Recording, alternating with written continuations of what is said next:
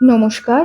গল্পের আসরিত মধুমতি চ্যানেলে সবাইকে জানাই স্বাগত। আশা করি আপনারা ভালো আছেন। আজ থাকছে হেমেন্দ্র কুমার রায় রচিত ভৌতিক রচনাবলী থেকে একটি রোমহর্ষক গল্প, খামেনের মমি। আজকের গল্পের মুখ্য চরিত্র রয়েছে বক্তা ও এমিন পাসা। শুরু হচ্ছে আজকের গল্প, খামেনের মমি। সঙ্গে থাকুন। ইউরোপ থেকে বেরিয়ে ফিরছি। ফেরবার মুখে একবার জাহাজ থেকে নেমে নীলনদের দেশ অর্থাৎ মিশর দেশকে দেখতে গেলুম। প্রাচীন মিশর আর নেই, যে মিশরের অতীত কীর্তি, বিপুল সভ্যতা, বিচিত্র শিল্প গৌরব, দিগ্বিজয়ী রাজগণ ও পরাক্রমশালী পুরোহিতবৃন্দ সমস্ত জগতের বিস্ময় ও শ্রদ্ধা আকর্ষণ করে, তাকে আজ কেবল ইতিহাসের পৃষ্ঠায় খুঁজে পাওয়া যায়। তার পিরামিড ও দেব পূজার মন্দির আজও অক্ষয় হয়ে মরুভূমির প্রান্তে দাঁড়িয়ে আছে। চিত্রে ও ভাস্কর্যে তার সন্তানদের আজও দেখা যায়। সেদিনকার নীলনদ আজও সেই একই সঙ্গীতকে সমুদ্রের সন্ধানে ছুটে চলে। কিন্তু প্রাচীন মিশরীয়দের একজন বংশধরও পৃথিবীর বুকে আজ বর্তমান নেই। একটা অত বড় জীবন্ত জাতি কেমন করে এমন নিঃশেষে বিলুপ্ত হয়ে গেল, তা ভাবলে রহস্য বলেই মনে হয়। আজ যাদের মিশরীয় বলে ডাকা হয়, তারা হচ্ছে এক সম্পূর্ণ নতুন ও আধুনিক জাতি। এই নতুন জাতির দেশে গিয়ে সেই মৃত পুরাতন জাতির অনেক শিল্পকীর্তি ও গৌরবের নিদর্শন দেখলুম। মনটা কেমন উদাস হয়ে গেল। কার্নাকের মন্দিরের সামনে বসে বসে খানিকক্ষণ পুরাতন মিশরকে ভাবতে চেষ্টা করলুম। হঠাৎ একজন বৃদ্ধ বেদুইন আমার সামনে এসে দাঁড়ালো। কিছুক্ষণ দাঁড়িয়ে দাঁড়িয়ে আমাকে লক্ষ্য করলে। তারপর আমার আরো কাছে সরে এসে চুপি চুপি বললে, হুজুর, মমি কিনবেন? খুব ভালো মমি। সেকালের নানা জিনিস কেনা ছিল আমার একটা মস্ত বাতিক। মমি কাকে বলে সকলেই জানেন বোধহয়। প্রাচীন মিশরীয়রা বিশ্বাস করতেন যে মানুষের প্রাণ বেরিয়ে গেলেও সে মরে না। শেষ বিচারের দিন দেবতার কাছে গিয়ে প্রত্যেক মৃত ব্যক্তিকে জবাবদিহি করতে হয়। ওসিরিস হচ্ছেন শেষ বিচারকর্তা ও অমর জীবনের দেবতা। প্রাচীন মিশরীয়রা মানুষের মৃতদেহগুলোকে রাসায়নিক ঔষধের প্রভাবে নষ্ট হতে দিত না। কবরের ভেতরে সেই অক্ষয় দেহগুলোকে তারা রেখে দিত। চূড়ান্ত বিচারের দিন ওসিরিসের সামনে গিয়ে আবার তারা জীবন্ত হয়ে নিজেদের কাহিনী বলবে বলে। এইরকমই রাসায়নিক ঔষধের প্রভাবে সুরক্ষিত মৃতদেহের নামই মমি। পুরাতন সমাধিকুড়ে এমন অসংখ্য মমি পাওয়া গেছে। পৃথিবীর সব দেশেরই জাদুঘরে ও খেয়ালি লোকের বাড়িতে খুঁজলে এইরকম মমি আজ দেখতে পাওয়া যাবে। কলকাতার জাদুঘরেও একটি মমি আছে, যদিও সেটি আজ আর আস্ত নেই। অনেকদিন ধরে আমারও একটি মমি কেনবার শখ ছিল। যথেষ্ট দর কষাকষির পর বেদুইন বুড়োর কাছ থেকে যে মমিটা আমি কিনলুম, তার ভেতরে কিছু নতুনত্ব ছিল। এটি হচ্ছে একটি বামনের মমি। মাথায় 2.5 ফুটের বেশি হবে না। 4000 বছর আগে এই বামন অবতারটি প্রাচীন মিশরের কৌতুকপূর্ণ দৃষ্টি আকর্ষণ করত। এরকম সুরক্ষিত মমি বড় একটা চোখে পড়ে না। দেখলেই মনে হয় প্রাণ পেলে আজও যেন এই হেসে খেলে চলে বেড়াতে পারে। এই বামনের মমি নিয়ে সানন্দে ভারতগামী জাহাজে উঠে পড়লুম। লোকে বলে আমার বাড়িটি নাকি একটি ছোটখাটো মিউজিয়াম। অতীতের ও বর্তমানের নানা দেশের নানা অদ্ভুত জিনিস নিয়ে আমার বৈঠকখানাটি সাজানো। তারই মাঝখানে একটি গ্লাস কেসের ভেতরে আমি সেই বামনের মমিটিকে দাঁড় করিয়ে রাখলুম। মা তো রেগেই অস্থির। অত্যন্ত ভয় পেয়ে তিনি বলতে লাগলেন, ছি ছি, গেরস্তের বাড়িতে কোনো দেশের কোনো জাতের একটা শুকনো পচা মরা এনে রাখা, সংসারের অকল্যাণ হবে যে রে। অনেক বন্ধুও বিদ্রোহ প্রকাশ করলেন। কোনো কোনো বেশি ভীতু বন্ধু সন্ধ্যার পর আর আমার বৈঠকখানায় ঢুকতে রাজি হতেন না। আমি কিন্তু সমান অটল। সকলকেই বোঝাতে লাগলুম কোনো ভয় নেই, মরা গরু ঘাস খায় না। 4000 বছর আগে যে মরেছে, এই বিংশ শতাব্দীতে আর সে কাউকে ভয় দেখাতেই পারবে না। কিন্তু মাসখানেক পর থেকে একটা নতুন ব্যাপার লক্ষ্য করতে লাগলুম। যখন মমিটা কিনেছিলুম তখন এই বামন মূর্তির দুই চোখ ছিল বন্ধ, কিন্তু আজকাল দেখছি এর চোখ দুটো ধীরে ধীরে খুলে আসছে। মাস দুয়েক পরে সেই বামন সম্পূর্ণরূপে চোখ মেলে তাকালে, যদিও সে চোখে পলক পড়ে না এবং তাতে জীবনের কোনো লক্ষণই নেই, তবু এমন অস্বাভাবিক ব্যাপার দেখে আমারও মনটা কেমন খুঁতখুত করতে লাগলো। কিন্তু আমার এক ডাক্তার বন্ধু শেষটা আমায় বুঝিয়ে দিলে জলবায়ুর পরিবর্তনের জন্যই এই ব্যাপারটা ঘটেছে। জলবায়ুর পরিবর্তনে দরজা জানলার কাঠ যেমন ফাঁক হয়ে যায়, এও তেমনই আর কি। ডাক্তার বন্ধুর কথা শুনে আমার মনের খটকা গেল বটে, কিন্তু দিন কয় পরে আর এক আশ্চর্য কাণ্ড। অনেক রাতে হঠাৎ আমার ঘুম ভেঙে গেল। বিছানায় শুয়ে শুয়ে শুনলুম বাইরের ঘর থেকে কিসের শব্দ আসছে, যেন কেউ কোনো আলমারির কাচের ওপরে ঘন ঘন করাঘাত করছে। ঝনঝন ঝনঝন। কি ব্যাপার? বৈঠকখানায় চোর টোর ঢুকলো নাকি? ধর্মড়িয়ে বিছানার ওপরে উঠে বসলুম। সঙ্গে সঙ্গে রাত্রির স্তব্ধতা ভেঙে আরো জোরে একটা শব্দ হলো। ঝনঝন করে যেন একরাশ কাচ ভেঙে পড়ল। আমি আর স্থির থাকতে পারলুম না। চোর ধরবার জন্য দ্রুত পদে বাইরে গিয়ে হাজির হলুম। তাড়াতাড়ি আলো জ্বাললাম, কিন্তু চোর টোর কিছুই দেখতে পেলুম না। কেবল গ্লাস কেসটা ভাঙা এবং বামনের মমিটা ঘরের মেঝের ওপর উপুর হয়ে পড়ে রয়েছে। অবাক হয়ে গেলুম বটে, তবু মনকে এই বলে প্রবোধ দিলুম যে হয়তো কোনো গতিকে মমিটা টোলে কাচের ওপরে এসে পড়াতে গ্লাস কেসটা ভেঙে এই ব্যাপার ঘটেছে। পরদিন গ্লাস কেসটা মেরামত করিয়ে মমিটাকে তার ভেতরে আবার রেখে দিলুম। কাউকে ব্যাপারটা জানানো দরকার বলে মনে করলুম না। যদি বলি হাজার হাজার বছরের পুরনো মমি আমার গ্লাস কেস ভেঙে পালাবার চেষ্টা করেছে, তাহলে লোকে আমাকে পাগলের ওষুধ খেতে বলবে। সত্যি সত্যি তা অসম্ভব।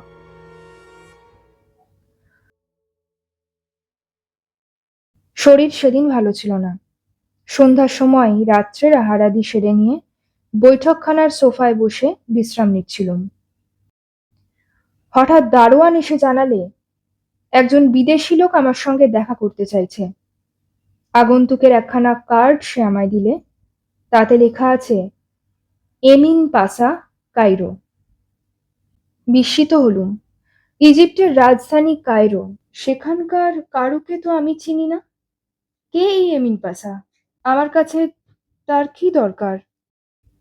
যাই হোক, দারোয়ানকে বললুম তাকে ভিতরে পাঠিয়ে দিতে।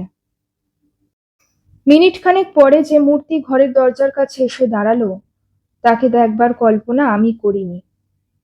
মাথায় সে প্রায় 6.5 ফুট উঁচু, তার উপরে একটা ফেচ টুপি থাকার দরুন তাকে আরো বেশি লম্বা দেখাচ্ছিল। চওড়ায় তার দেহ রীতিমতো শীর্ণ, একটা কমফর্টার দিয়ে প্রায় তার সারা মুখ ও গলা ঢাকা। তার ভিতর থেকে দেখা যাচ্ছে কেবল চশমা পরা দুটো তীক্ষ্ণ চোখ এবং নাক ও গালের সামান্য অংশ মাত্র। পরনে হাঁটু পর্যন্ত ঝোলানো একটা কোট ও ইজের। আগন্তুককে দেখেই মনের ভেতরে কেমন একটা অজানা অদ্ভুত ভাব জেগে উঠল।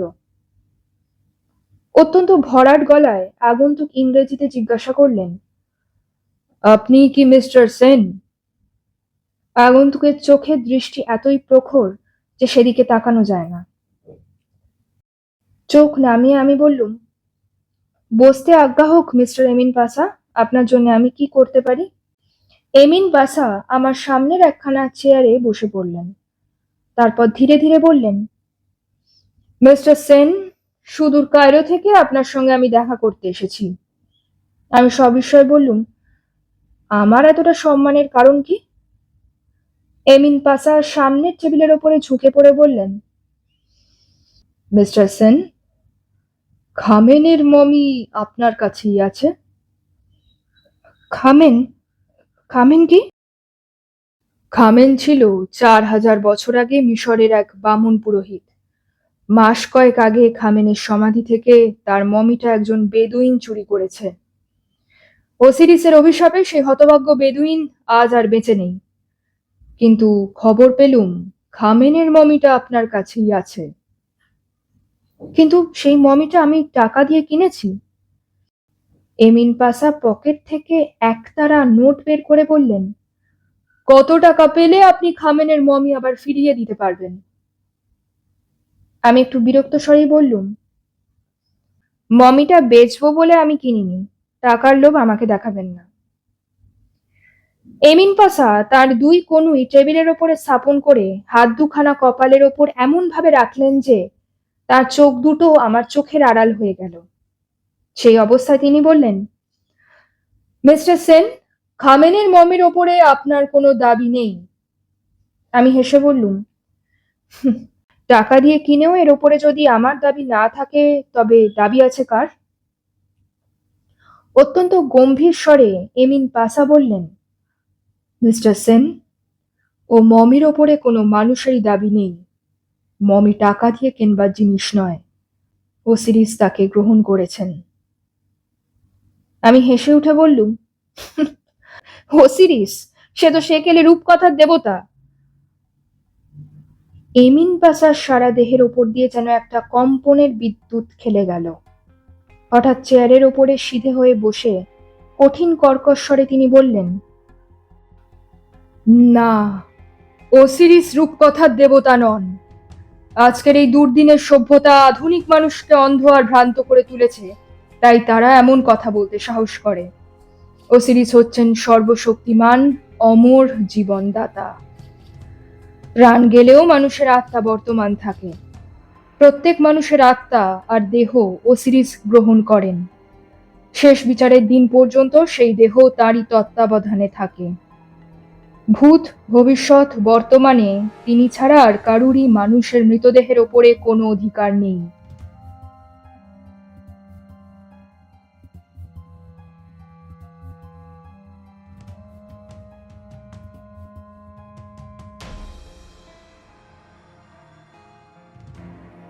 নির্বোধ মানুষ, তাই নাকি? এই বলেই তিনি এক টানে তার মুখের কমফর্টার ও মাথার টুপিটা খুলে ফেললেন এবং চশমাখানা টেনে একদিকে ছুঁড়ে ফেলে দিলেন।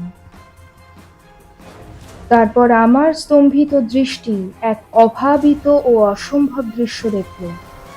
এমিন পাশার কাঁধের ওপর যে মুখখানা জেগে রয়েছে তা কোনো জ্যান্ত মানুষের মুখের মতন নয়। সে হচ্ছে হাজার হাজার বছরের পুরনো অত্যন্ত বিশুদ্ধ এক নরদেহ, অর্থাৎ ভয়ঙ্কর এক মমির মুখ। মাথার ওপর থেকে বিশীর্ণ মুখের দুপাশে তৈলহীন পিঙ্গল কেশপাশ লটপট করে দুলছে এবং চিবুক থেকে তেমনি রুক্ষ শস্যগুচ্ছ বুকের ওপরে ঝুলে পড়েছে। এ মুখ আমি ইজিপ্টের জাদুঘরে দেখেছি। এ হচ্ছে ওসিরিসের প্রস্তর মূর্তির মুখ। মাথা ঘুরতে লাগলো, সারা দেহ অবশ হয়ে এলো ধীরে ধীরে। আমার জ্ঞান বিলুপ্ত হয়ে গেল এবং সেই সময় আমি এক অদ্ভুত বীভৎস অমানসিক কণ্ঠস্বরে শুনতে পেলুম, খামেন, খামেন, খামেন, জাগ্রত হও, তুমি আবার জাগ্রত হও।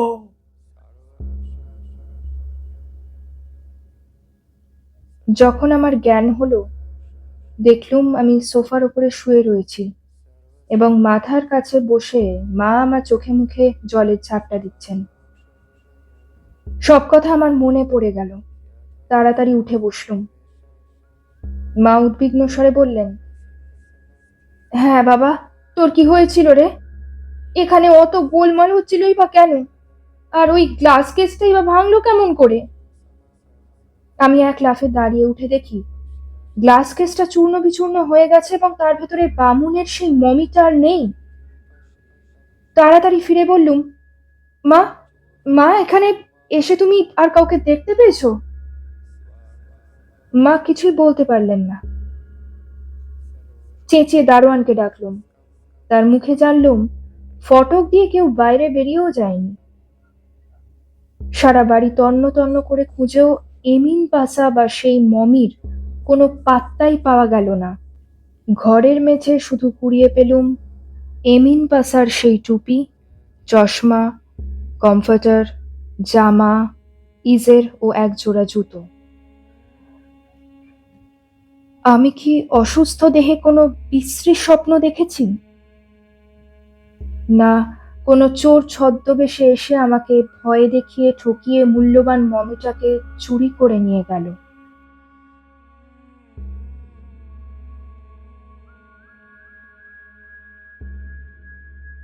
শেষ হলো আজকের গল্প খামেনের মমি। রচনা হেমেন্দ্র কুমার রায়। গল্প পাঠ এবং সমগ্র পরিচালনায় আমি মধুবন্তী। খুব শীঘ্রই ফিরে আসবো পরবর্তী একটি নতুন গল্প নিয়ে। ততদিন স্টে কানেক্টেড উইথ গল্পের আসর উইথ মধুবন্তী। ধন্যবাদ।